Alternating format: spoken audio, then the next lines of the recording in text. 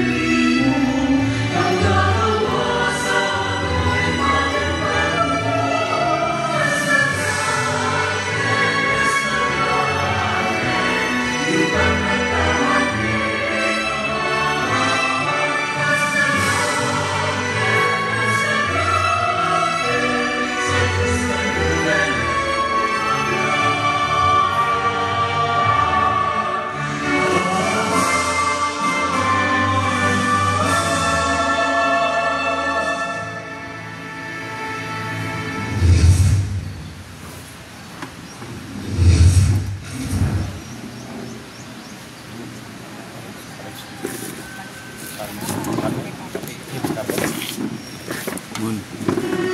Napag-yun. Ba't mong gigigan tayo? Wait, Carmen.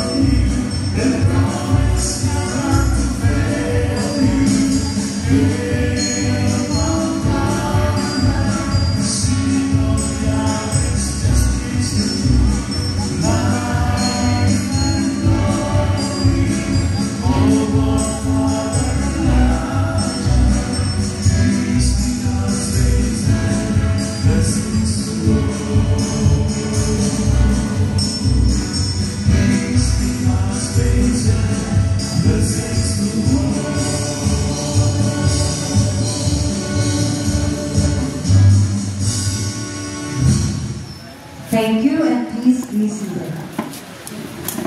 Please be seated. Again, welcome to our second college alumni homecoming. It's so gratifying to see everyone for this occasion. After all those years that passed, we've got this moment. However, jutay siguro ang nag-attend mo, but ato imong sadya ng adlaw, so mag-enjoy tang tanan. But ang pangutana karon, are we ready? Are we ready? Yes. Okay. So it's clear that everybody is ready.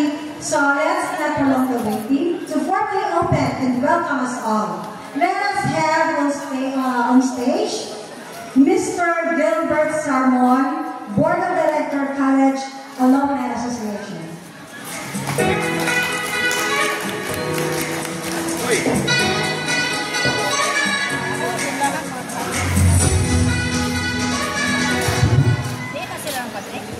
Good morning, fellow alumni and guests. On behalf of the Mount Carmel College alumni officers, it is our heartfelt joy to welcome you back to the place where lifelong friendship began, dreams took flight, and values were shaped.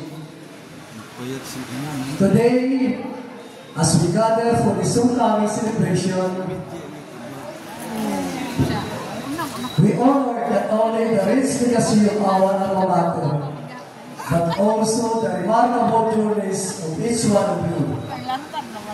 Your presence clearly reflects the deep bond you share in Mount Carmel. The bond, the time, and distance can never diminish. Let us take this time to aspire, unite, and pursue the excellence and service that defines us as Carmelians. Welcome back, and may this reunion be filled with warmth, laughter, and renewed inspiration. Good day, and God bless everyone. Thank you, sir. Diba during our college years, doon naman tayo mga yells, no? Diba? For special treat, a chance for each department to show their spirit. Gusto ko maminay sa atong mga yells, pero wala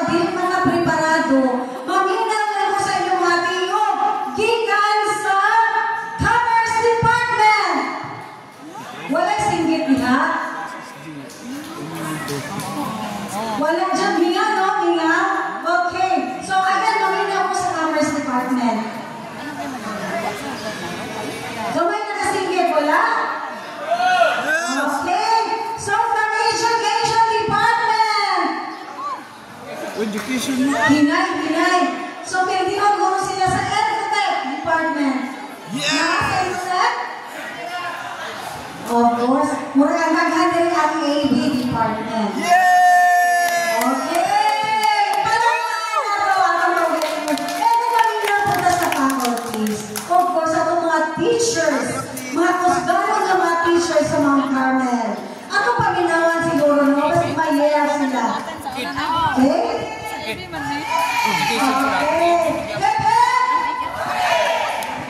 Hey, thank you everyone. That's awesome. Now, ladies and gentlemen, we'd like to introduce the current college alumni officers who have worked tirelessly to make this event happen. Siguro mga patauban karon na. Okay? So, please, very well sa kumano as I call your name. Again, please join me in giving a warm welcome our President, Dr. Romulo Sisno. Please. Vice President, Ms. Ruth Tortosa. Secretary, Ms. Marian Cajeras Llanes. Our Treasurer, Ms. Sylvia Sidayo. Auditor, Mr. Minato Delio Carlos. Our PIO, Mr. Daniel Pisara. And for our Board of Directors, we have Mrs. Juanita Di Cordero, Mr. Gilbert Sarmon, Mr. Romulo Pascal, Ms. Venus Emperado, Mrs. Teresa Fomasi, Mr. Jerry King Olmedo, Mr. Apoliniano Carol, and of course, Father Gabriel Dolotina. Let us give them a round of applause. Without them, they finish ang mahimo. And an applause for their dedication. A round of applause, please.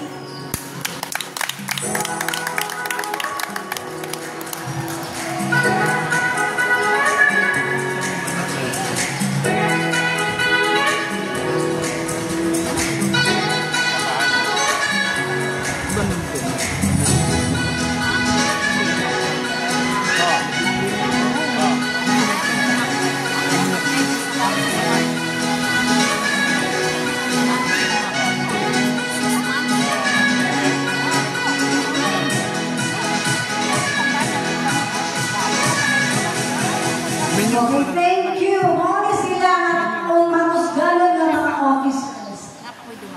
Okay, ang ginahali yung mga seminarians, ex-seminarians, to please, dirita sa kong right. Doon natin lamisa, mag-prepare for you.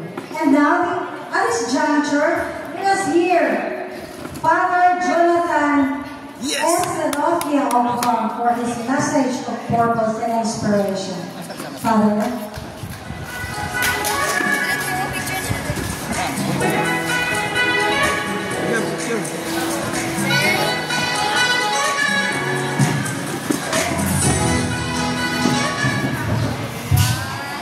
Hello everyone, mayong buntag sa tanan.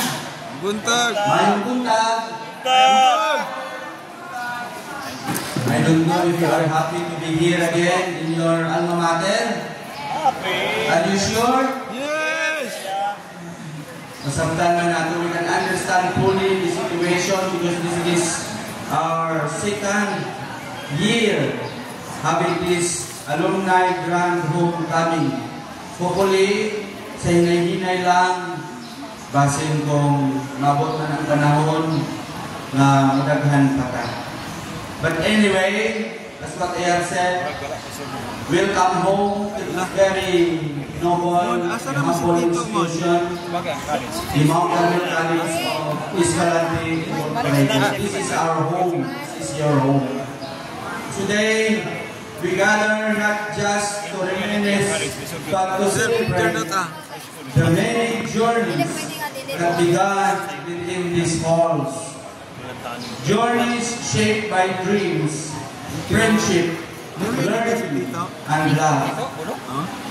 Our theme for today, for this year, aspire, unite, and pursue, beautifully captures the spirit that binds us together as one Carmelian family, no matter where life has taken us.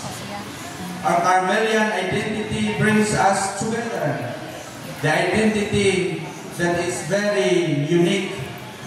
The identity that marks our true citizenship of our community. Prayerful, humble, and service-oriented. This Carmelite identity runs deep within us. As we reconnect, we also rekindle the spark that first brought us here, the spark of knowledge, purpose, and service. Let us be reminded of the enduring reasons and values of Mount Carmel College of Escalante Incorporated has instilled in us during our college years. As Carmelian, we carry with us our core virtues, and that is wisdom, faith, and love. Wisdom, the discernment to distinguish and choose truth from falsehood. It includes the courage to pursue what is fair and just, a way of caring for and respecting all beings. Faith, in nurtured relationship with God, manifested in communal life. It is a relationship grounded in the gospel, seeking God's presence amid both certainties and doubts, triumphs and struggles. Love, the essential mark in faithful disciples of Jesus. Love treats no one as a servant but as a friend, staying true to what Jesus commanded us to do. It is the willingness to offer oneself in service to others, most especially the poor and the marginalized.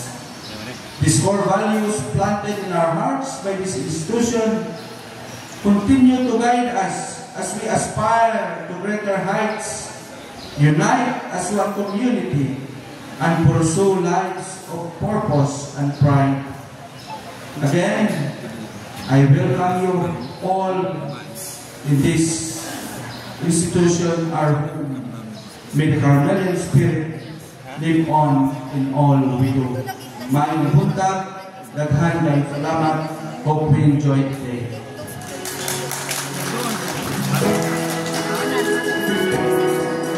Thank you so much, Father, for that inspiring message.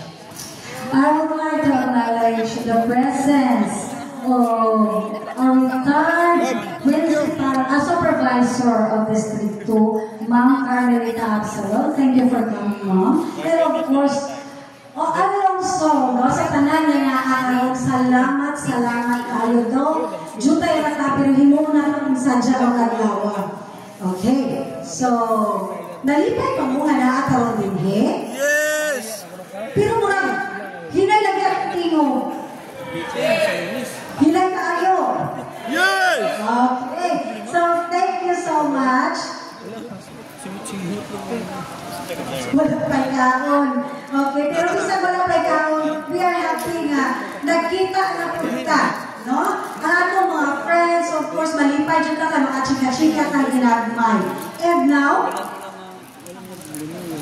this time, so naatay bisita. So dili siya lang inato. So I would like to introduce to you our guest speaker. Ladies and gentlemen, it's my honor to introduce to you our speaker for this morning. He is an individual whose diverse and accomplished career spans various fields, from academia to public service and beyond. His journey began with a strong academic foundation, earning his Bachelor of Arts in Sociology from 1987 to 1991 here in Mount Carmel College, graduated cum laude. His academic passion continued as he pursued a master's in theology, focusing on religious education at the prestigious Ateneo de Davao University. His professional career has been equally varied and impressive.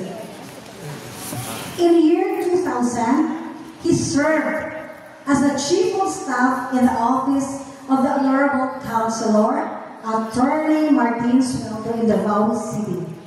He later became a college theology instructor at Assumption College of Davao. Where he shared his expertise with the next generation of students. Never one to stop learning. In 2006 to 2007, he pursued further education, taking a Master's of Humanities in Women's Studies at St. Scholastica's College, Manila, in the Davao campus, and later broadened his career horizon by moving into the technology and service industries.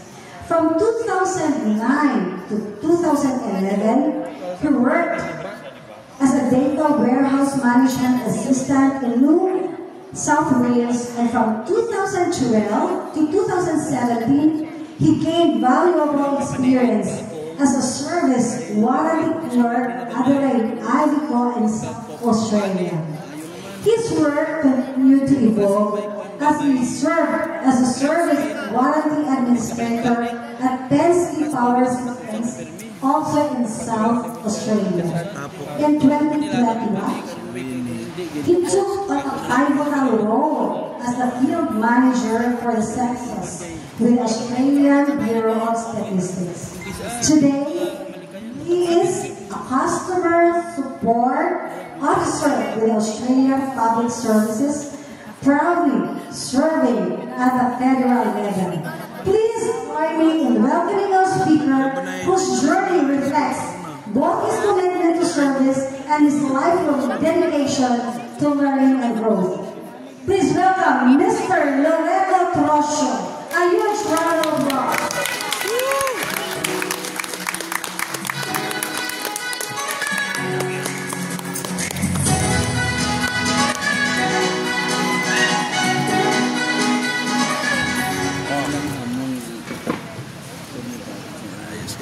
Speaker.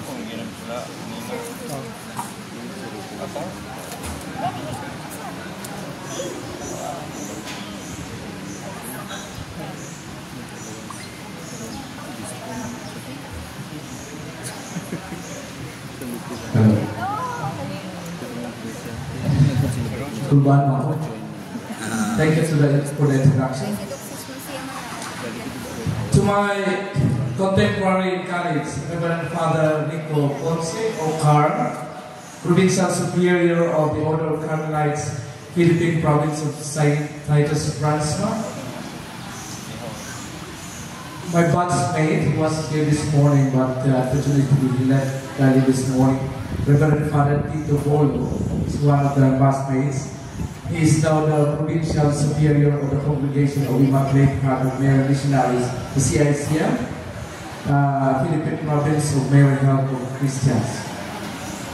Reverend Father Jonathan Serofia, I hope I get the name right, Okar, Director of our beloved alma mater, Mount Carmel College, members of the Carmelite clergy. I want here as well as I need to recognize we have Father Rico Sabanal, the Bishop of the Holy Apostolic Catholic Assyrian Church of the East Metropolitan See of the Philippines and all Asia. He's here today. esteemed members of the faculty, respected mentors, including our very own Dr. Roger Atajo, Mrs. Juanita Cordero, fellow alumni of Mount Carmel College, friends, guests, ladies and gentlemen, good morning. Morning. It feels so surreal to be standing here once again.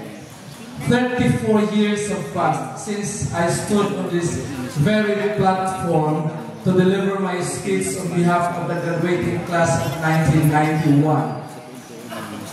Some of the common friends I've not seen until now for the last 30, 35, 38 years. We even have this list among former seminarian students, those who have gathering the last 2 nights. Yung galing Jesus, kung dapat ay anak at panahon na, masinata tayo ang galing. Today, more than 3 decades later, I return, surrounded by familiar faces, esteemed mentors, and dear contemporaries, united in celebration. I vividly remember the moment as if it were yesterday. We were the very first batch to hold our graduation ceremony in this gymnasium, beginning what has now become a tradition. I still have my graduation speech kept with me as my memento. So much has changed since then, not only in the world around us, but within ourselves. These transformations are evident in the physical campus, and even more so in how we connect and communicate in this digital age. Today's celebration is more than a reunion.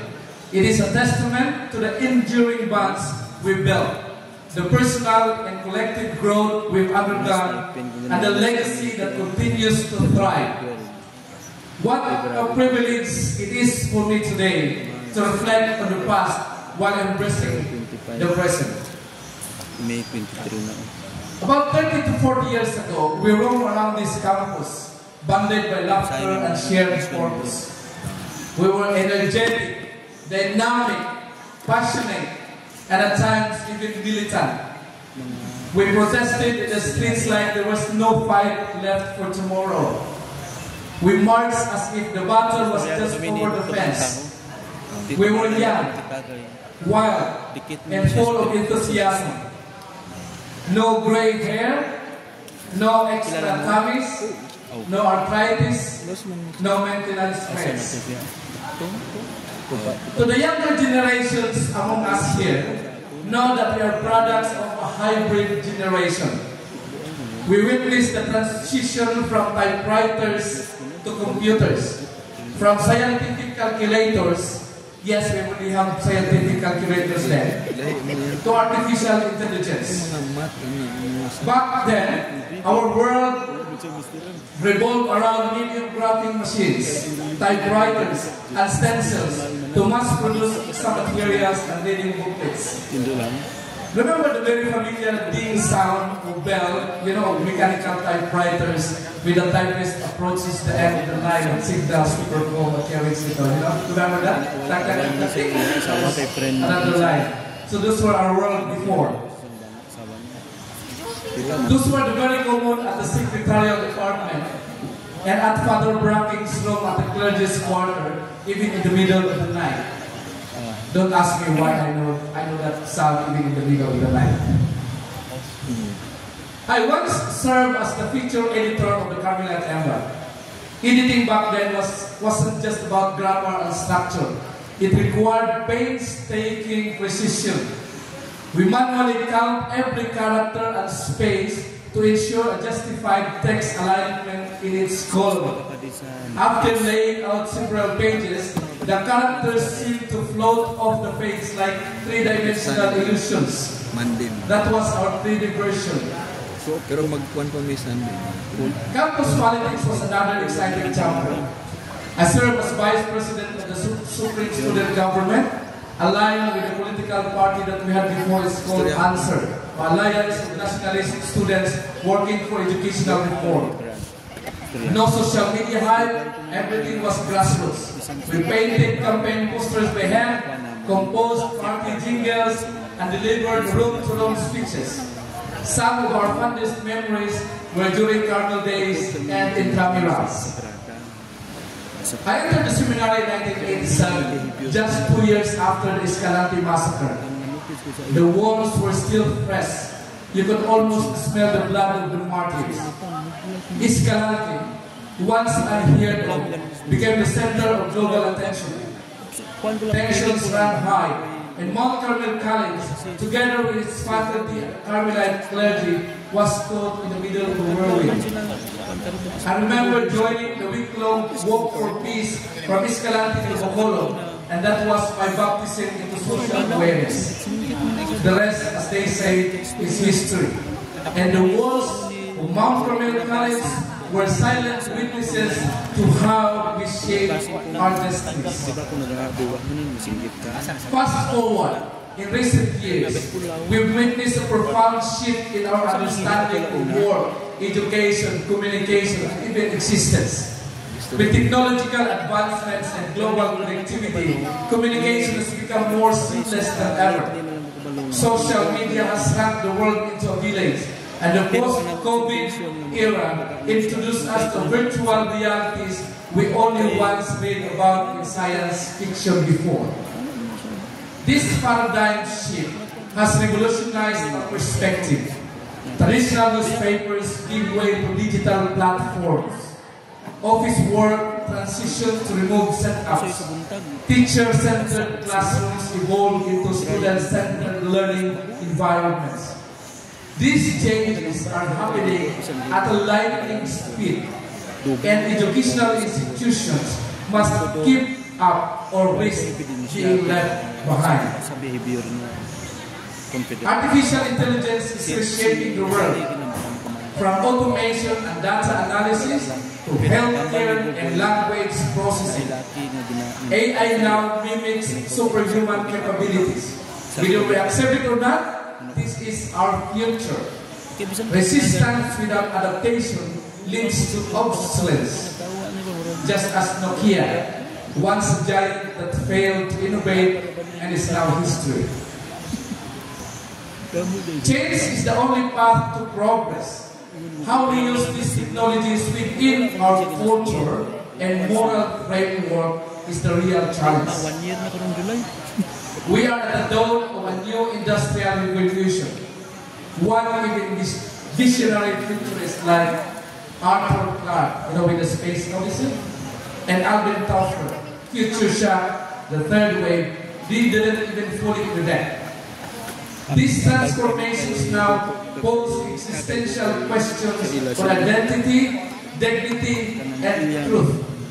Issues the newly elected Pope Leo XIV has vowed to confront.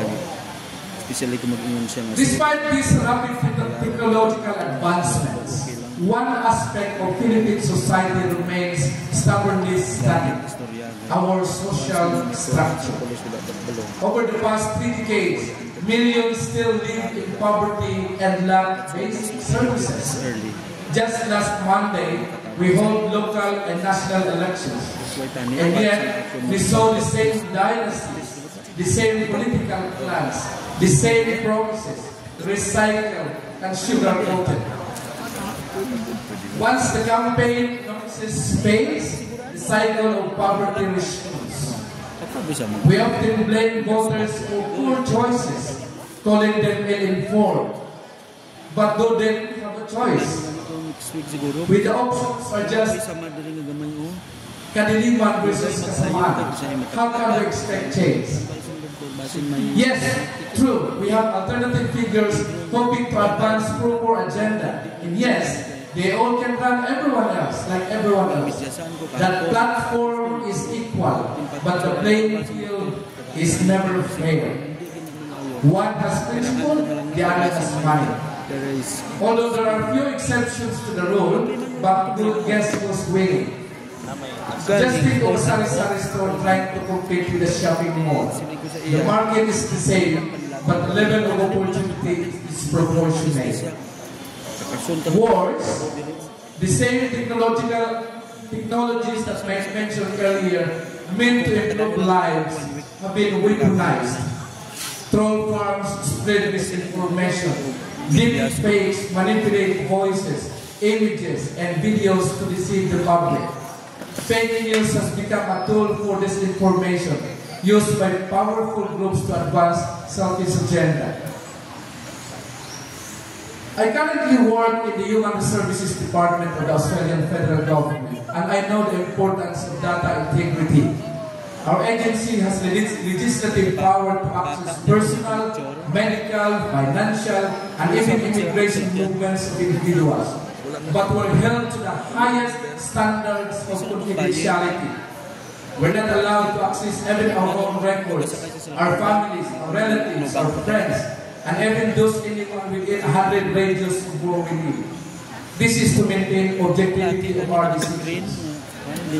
Despite these strict measures, our agency is a prime target for cyber attacks. We receive an average of 95,000 cybercrime reports annually. That is equivalent to 260 attacks per day. And face 67 million malicious domain requests each year. The weak and vulnerable are the most frequent victims. Imagine how technology, which is aimed at improving proficiency and driving innovation, is used to foster evil. In the Philippines, people fall for fake news, not necessarily because they are ignorant, but because the lies are more convenient, more palatable than the truth. And with the aid of this technological advancement, lies have made it more convincing than truth.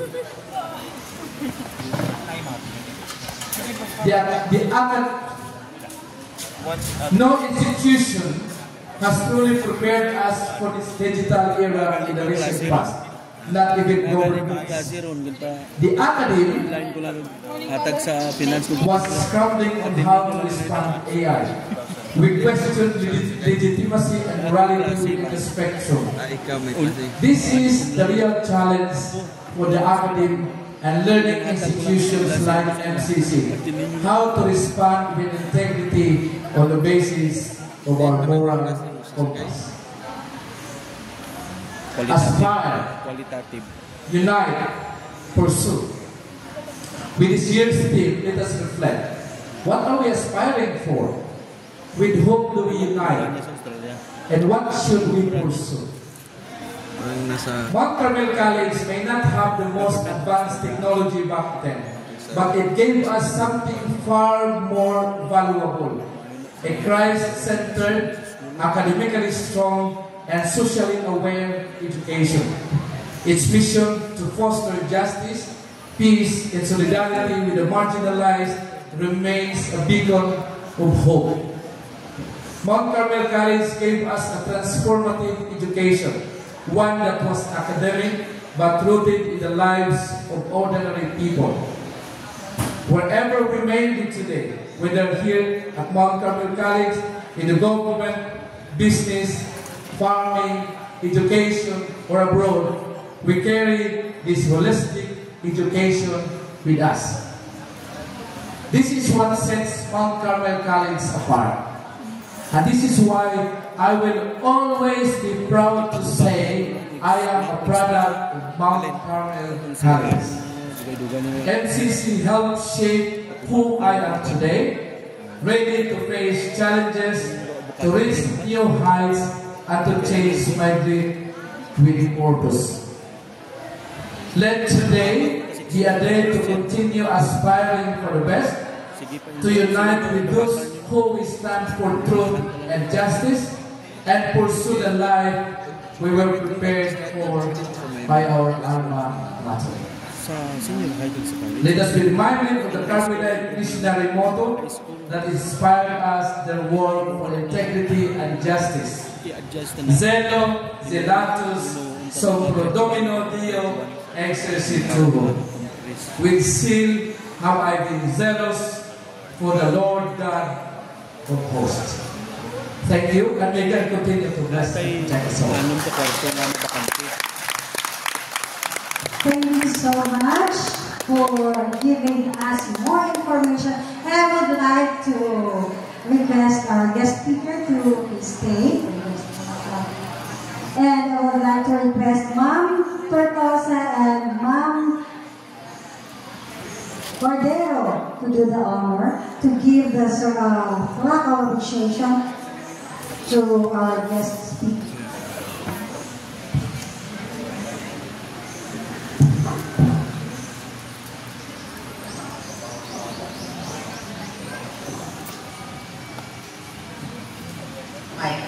Mount Carmel College Escalante Incorporated, Escalante City, Occidental, College Alumni Association of UCC Escalante Incorporated, the certificate of appreciation to Monsignor Florito Citrusio as our guest speaker for imparting his valuable insights and inspiration to the members of College Alumni Association during the 2025 General Homecoming. Given the 7th of May 2025, Carmel College Solidarity Hall, Escalante City, Negros Occidental, signed by President Reverend Father Jonathan Sergio Farm, Dr. Romulo Cisno, MBA, PhD, President, College Alumni Association of MCCI. Congratulations. Wala man si Kondo, si Sister.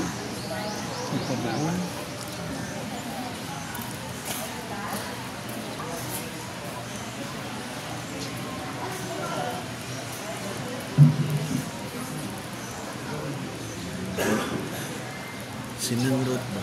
Pagtanan courses nakuha na mo. Upat na ka. Thank you so much, sir, for gracing this event. We are very incredibly grateful to have you with us today. And now, it's time to hear the President's report by the Secretary, Ms. Mary Ann Cynthia. A round of applause.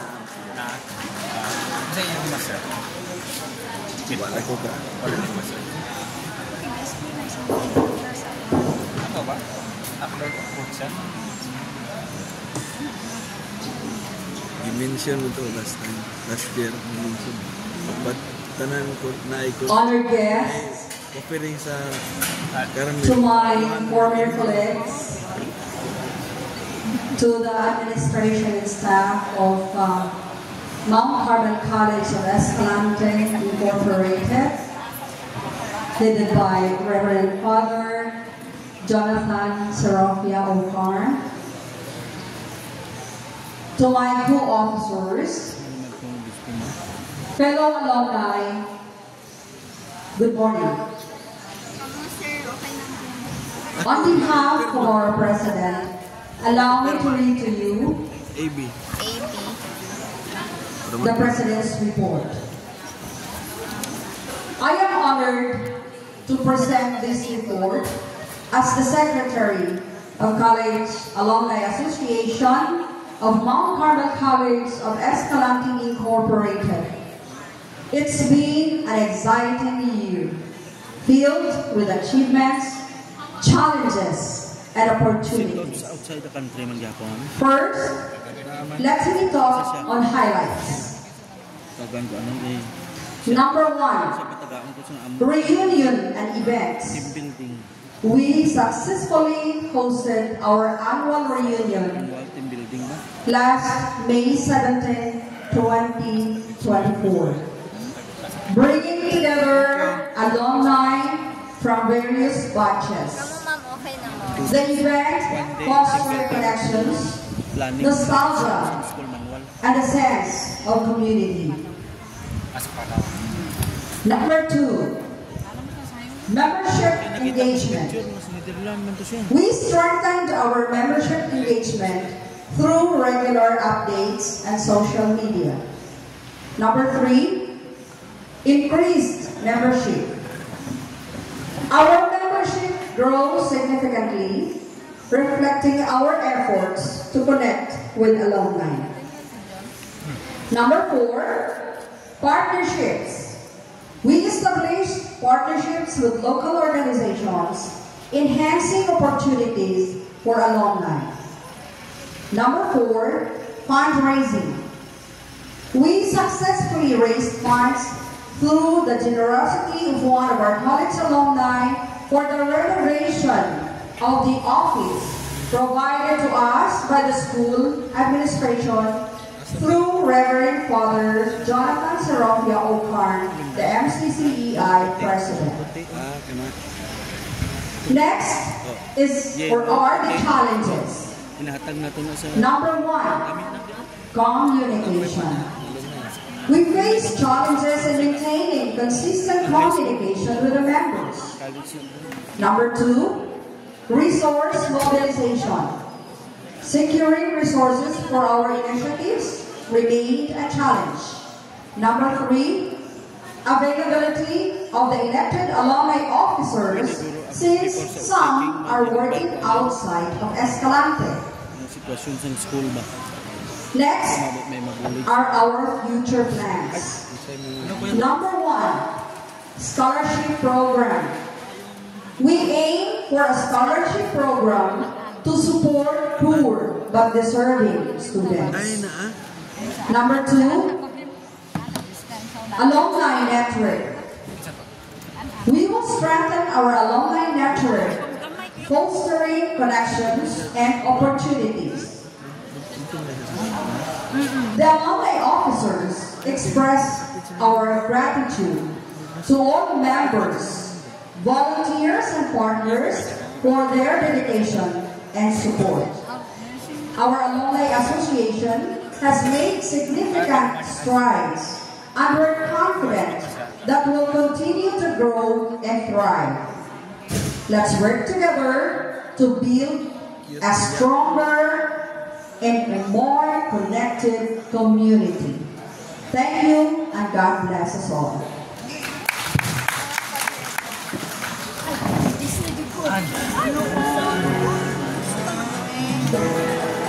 Thank you, Ms. Mehmet.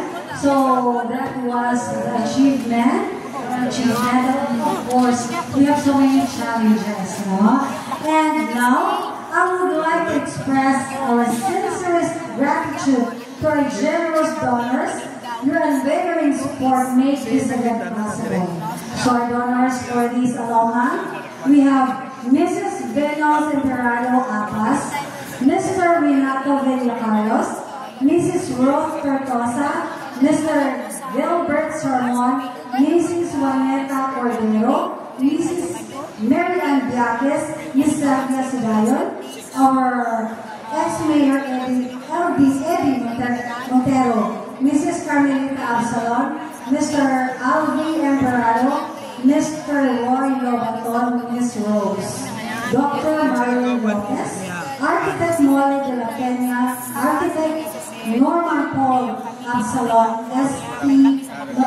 Hadelosa, Mr. Ray Orenta, Mr. Charles John Bido, Mr. Johnson Galvio, Mr. Lloyda Ciaro, Mrs. Marlon Fihil, Mr. Moises Verdicado, Mr. Rene Tansenko, Mrs. Teresa Kawit, Miss Grace Bornales, Commodore Julimo A. Ballesteros, Mr. Yasser Leo Amtahan, Mr. Wenceslao Igoben, Miss Mary Ann Soliano, Miss Dongdong, Miss Amelia Dokay, Miss Caselda Sidayon, Miss Merrick Sidayon, Miss Pershanita Mahinay, Miss Ramona Benya, Mr. Mark Anthony John, and Miss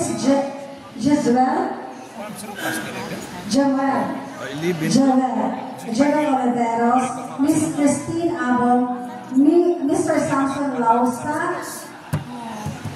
We have Lloyd Aboso, Dr. Isagani Agolo, Jonah May Balimario, Mitzi Villaruel,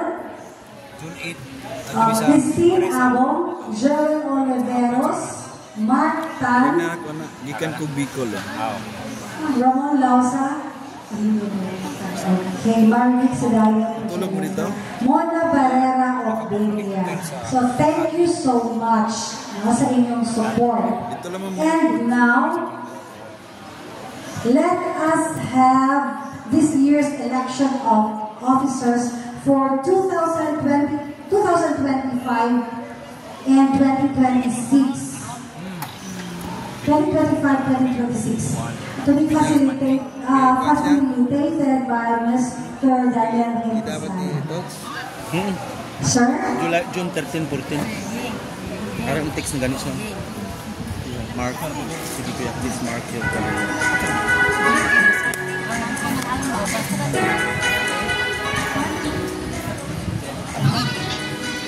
Kaya kinahanglan i-revise kita ang manual ko. Problematic. Kailangan nagpa-down sa ako sa isa sa mga criteria sa condition check. Hindi na siya align sa present situation. Problema sa panahon ni Sa Australia. Uy, gang! Ikaw rin ko. Ikaw rin ko lang diri. So, for our daughters, we have also the Hulog Teaching Force. Nasa Mr. ka muli, Alex nasa tata diri. Bago lang ang mag-istorya. Edley Balinayo, Police Lieutenant Edley Balinayo, SPM Virgelio Gamao, Anjanette Talobita, Magkita daw niya, o muli ka. Glenn Gabriel, Alicia A. Cole, Margie Mahinay, Nera, Kaya Mila, nag-eleksyon na. and Verso. Thank you so much for your support. And now, we will have our election of officers. So, may I request Sir Daniel Pero katong na, Hintesay mga to gwapa rin present yapon the sila. election of officers. Gab. O yan, gang, kay nag-eleksyon na. Chef plano. Kado.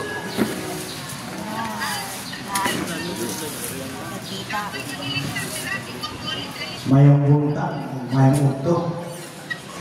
Na-request Mr. Pascal and Mr. Nato Lagos.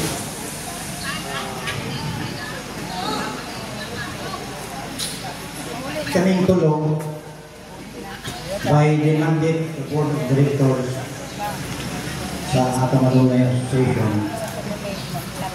Nagpaninguha ko nag-recall ang nalay na Buto na activities ka, nominate. para sa kayon sa Alumni Association. Ang pinakabudlay, ang pinaka-controversial na trabaho sa association, mauwa ang pagpili o mga opisyalis. Kay nabudlayan yun ang atong election committee sa pagtanaw kung kinsa yun ang mga interesado ng mga alumnos sa mga college na sektor.